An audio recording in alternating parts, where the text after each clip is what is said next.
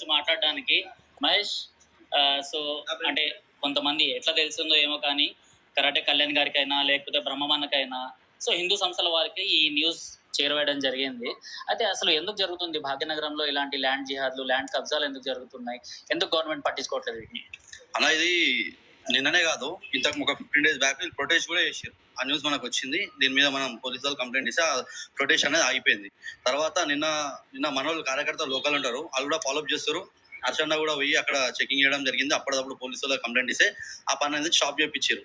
తర్వాత ఈ విషయానికి వస్తే, ఇదే అనితారెడ్డి ఎవరైతే ఎంఆర్ఓ గారు ఉన్నారో, ఈ అనితారెడ్డి ఉన్న గుడిని కూలగొట్టింది.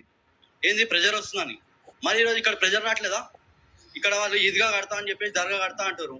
మరి ఇక్కడ ఎందుకు ప్రెజర్ రాలేదని చెప్పేసి ఈరోజు నేను అనితారెడ్డి గారిని అడుగుతున్నా, ఎంఆర్ఓ గారికి.